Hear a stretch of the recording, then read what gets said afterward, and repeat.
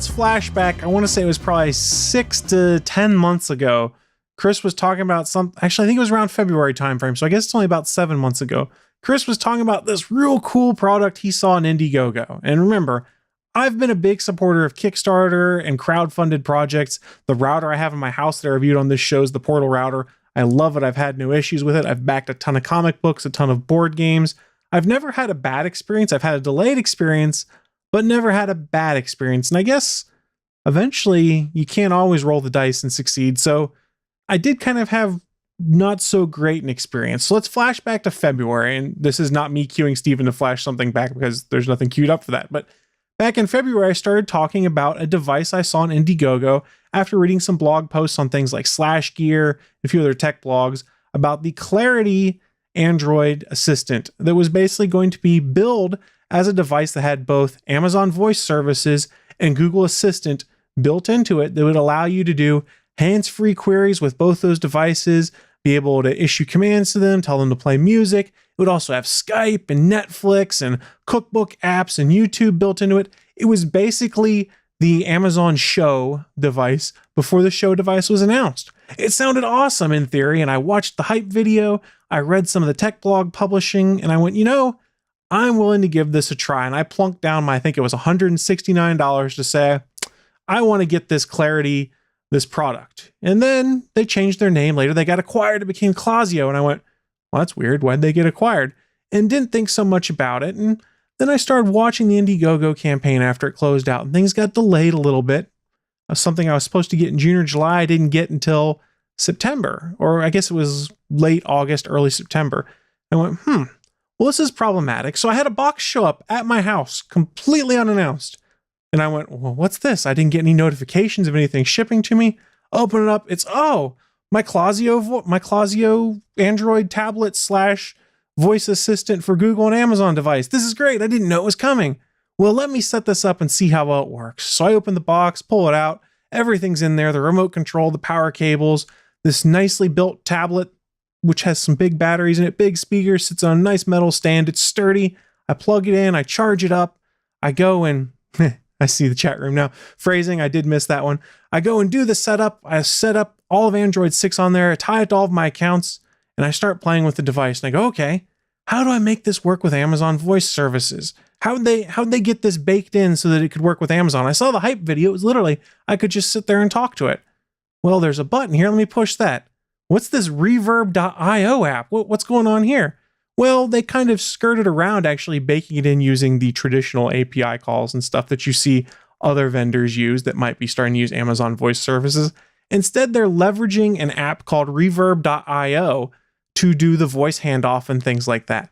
And when this device first came out, I couldn't even get reverb.io to connect to my Amazon account. Every time I tried to log in, it would fail. It would throw me to the Chrome browser on board this tablet and then just not successfully log in. So I literally rage quit on the device for about 3 days. I was like, I've had enough of this. I quit. I don't want to deal with this. The Clazio folks posted an update on their Indiegogo page. They said, hey, reverb.io has updated their app. Everyone update your app. Everything should work great now. You'll get hands-free Amazon Voice Service. So, oh, that's great. I'm going to try that. Go and update the app.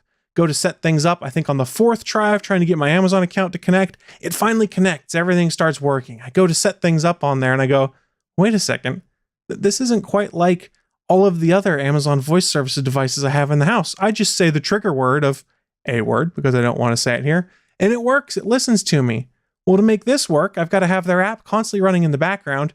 And I can choose one of like 9 different triggers that all have the prefix of hey, a word, or hey, computer, or hey, Amazon. I went, well, that's not exactly how this is supposed to work, but I can live with this if it gives me the functionality I have in the Amazon Voice Services app. Well, the good news, it does hook in perfectly fine with my home automation. It hooks in to do my flash briefings.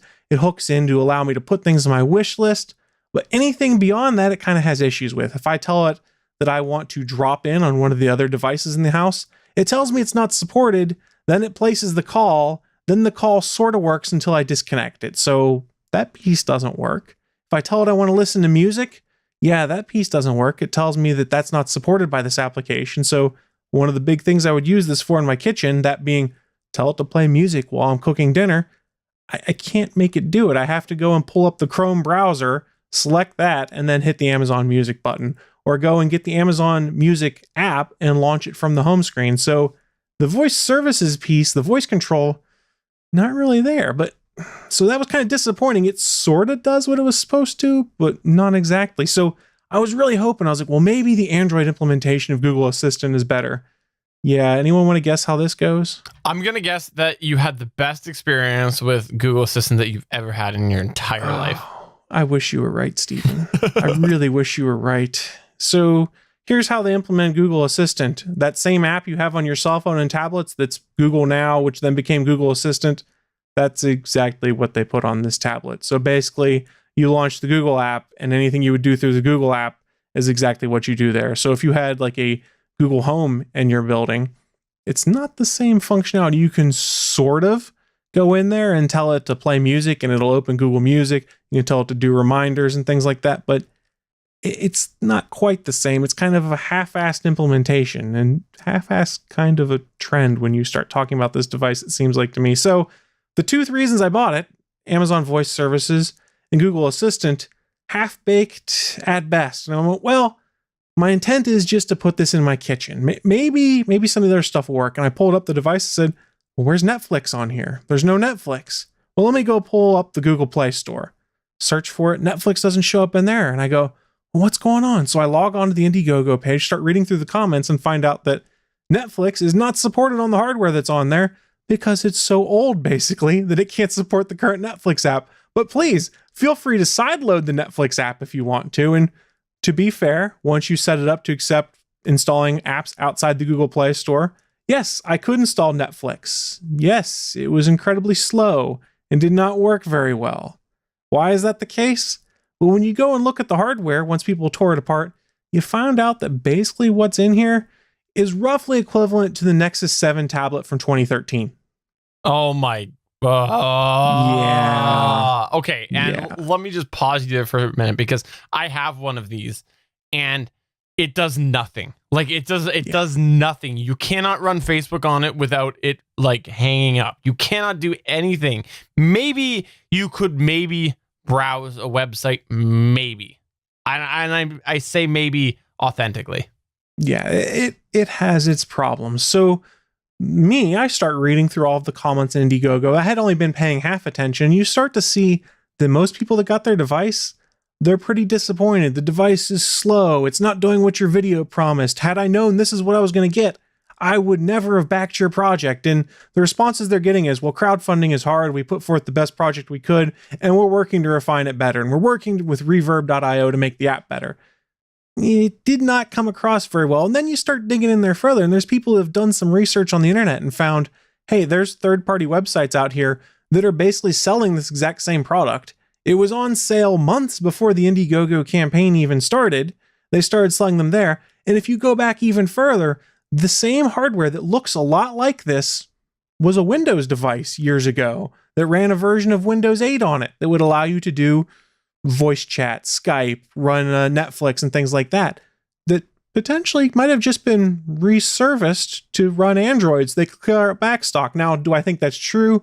I don't know. I haven't dug a ton into it, but there's a few people who've been posting about it and have actually shared the links that say, hey, this looks suspiciously like these old products that you pretty much just rebadged, put Android on, and put out the door as an Indiegogo campaign. So to say that my experience was not good is probably charitable, but I think I was due to get burned at some point in time on a lot of the things that I've crowdfunded. And I guess I'm like 13 for 14 on crowdfunding now. I've had one miss. Does it put me off of wanting to crowdfund in the future? On technology products, more so. But comic books, board games, and things like that, I'm still on board with that. That doesn't worry me as much because track record's a little bit better. Tech, you're taking a bit more of a risk. But yeah, the Clazio device does not live up to the hype. I'm kind of disappointed I dropped the $170. I could have saved that to put towards mostly buying an Amazon Show device, or could have bought more Echo devices. So basically what's going to happen to this device, if I don't just wipe it and give it to Goodwill, it's going to go out in the garage, literally just so I can run it so that it has Amazon Voice Services on it, so that my lazy butt, when I get home from work, can get out of the car and say, hey, A-word, turn on the living room lights, or something like that. And that's about it. So, Chris, let me ask you a question. Yes, Can sir. Clazio control my Echo Dot right now? Can you do it? Can you do it? What do you mean control it? Can you interface with my Dot from your location? I would have to have logged into your Amazon account on my Clazio device, and then potentially it would have let me drop in on one of your devices. Or I guess if I have you add as a contact in the Amazon app, I could do drop in, but it would tell me it's not supported, and it would be really hinky as to whether it worked properly. So you can't even hack somebody with it. No. You can't even, this device, it's severely underpowered, to put it charitably. Like, it hangs when you tap the screen. It hangs when you bring up Chrome. It's obviously not as new a tech as it was billed as being. They obviously went a little cheap on the parts, it seems like, because there's my Nexus 5 that I pulled out of cold storage last year when my Samsung Galaxy S6 broke and bricked on me. That ran faster and smoother, and that phone is older than this, presumably, than this tablet does. And there's no good reason for it. And the kicker is, like, the speakers on it, they're pretty good.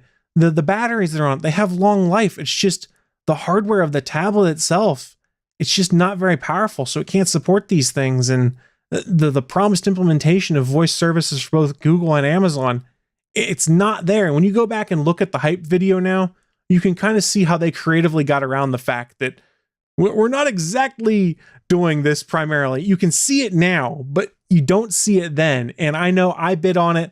Lots of other people bid on it, including tech blogs and things like that. I've got it pulled up right now. It was 613% funded in April 30th, 2017. They raised $317,665.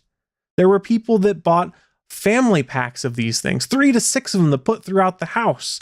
Not a ton of people bought that. There were only 9 that did, but still, it's crazy how this all shaped up. And I know I feel burnt. And if you go and look at the comments on this page, I have seen maybe 10% of them are positive. The rest of the people are like, I feel like you took me for a ride. I feel like I'm not getting what I was promised. I feel like this device doesn't live up to what it should be. And that's one of the perils of doing crowdfunding is you're an angel investor. We've talked about this before. Just because you back something doesn't mean A, you're going to get anything, and B, even if you do, it's going to be any good. Yeah, and the video thing, when you see it, you see it. Like, there's a moment there that in the video, they talk to, I think it's Google, and what ends up actually happening is you can see the bar before they cut scene where, like, Google Assistant is opening. You can actually see it hangs. It legitimately hangs. You can see that it doesn't drop down from the top like it's supposed to. You can see it just kind of gets stuck. And then there's another part there where they barely show that that they're touching to call on the Amazon voice services. But it's like just so split that you don't never ever realize it until it came out. So it's just like it's so snaky in my opinion. Yeah. So and the last thing I forgot to mention on it is that it's been a shipping nightmare, especially for international customers. It was late coming to the United States. There are people in Europe, there are people in England that place their orders. They're being told they've been given to the distributor to get to them that still haven't received them, and they're getting the runaround. So you see them getting progressively more cranky on here, posting and going, hey guys, where's my device? If I don't get it, I want a refund. And if you don't give me a refund, I'm going to dispute the credit card charges because I have not received my product. So the comment section, which I posted in our chat room, it's not me just blowing up this situation into being more than what it is. There are lots of people that are far more angry than I am. I'm upset, but not angry because, like I said, I know the perils of crowdfunding. Well, yeah, right. It is perils of crowdfunding, and you can think of this as venture capitalism to a standpoint, and the amount of new companies that come out, especially in the tech sector, that are successful after rounds of venture capitalism. Heck, even over on Better Podcasting, we talk about media host companies all the time. SoundCloud is considered to be a startup company, and it is not doing well, even though it's received millions and millions of dollars. So it doesn't matter if you're a main company that everybody's heard of the name, or if you're just a garage startup, you might not make it. Matter of fact, the percentage is pretty high. So I would say Chris, your 13 out of 14 is phenomenal. You have Yes. a great ability to pick some winners with crowdfunding. Now, that's different than lottery or horse track racing or out and out venture capitalism, because you've done your research, you've looked into the technology, and it's at a higher level than venture capitalism oftentimes is. And so I commend you, but a little bit of that is the process. But 13 out of 14 still, that's great track record, Chris. That's phenomenal. I would love to know the next time you decide to back something. Yeah, and that's a rough swag. I've probably backed more projects than that, but it's a different story, to be fair, when you're talking about technology products versus like board games and comic books, because there's a different development process behind it. There's different manufacturing process behind it. That's not to discount it and say, oh, it's so much cheaper to do a card game or a board game. That's not the case at all, but there's less perils for me as someone who wants to invest in the future of getting one, because it's a bit simpler to produce, because there's not as many pieces that need to be assembled. There's not a technology concern. And so I think I've been pretty successful on those things. And I fully admit that when I got the Portal router and I backed that, it was a total crapshoot. Had low expectations and it came in, it defied those expectations, and they've actually gone and refined the applications on it much more. They're selling them mainstream on Amazon and Best Buy and things like that. So that's a tech product that I backed on there that I had severe reservations about that succeeded. And I think that part of why I backed this is I went, Chris, you did all right in that last technology product you had concerns about. Maybe this one will be all right too. And I think I might have talked myself into it a little bit. So yeah, I'm out some money. Do I feel bad about it? Yes. Am I angry and incensed like everyone else on this Indiegogo comments page? No, because I knew it was an option. I feel like I got swindled a little bit, but I'm not mad. I'm not mad at the world that it happened. I'm just frustrated, and I can take it as a learning experience and move forward. Yeah, I gotta say, like, if I was you, one of the things that I would have expected would have been that shot that it's not going to work. And if it didn't end up working because it just like was not executed very well, I would be a little bit more okay with that. The thing that I find really annoying about this is when you go to the comments page on this product here, you can see link after link after link that really supports the fact that this probably is a repurposed product. And there's just something very conniving about that, in my opinion. And I'm not, again, my opinion and my opinion only. Don't.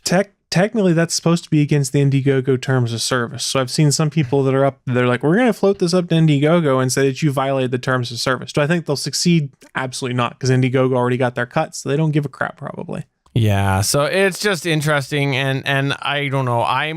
Honestly, if I had to choose, I would say that I'm with the folks who think that this was a repurposed product. But if you want to go ahead and check this out, it's geeks.link/Chris is sad. That's geeks.link/Chris is sad. And I'll take you right on over to the actual Indiegogo page where you can watch this awesome video and look for those fun little bread nuggets that they left us. I'm a sad panda. Do you like how I said bread nuggets, by the way? That's a new term. Bread nuggets. Bread nuggets. Are we patenting that, trademarking it, something like that? Trademarked.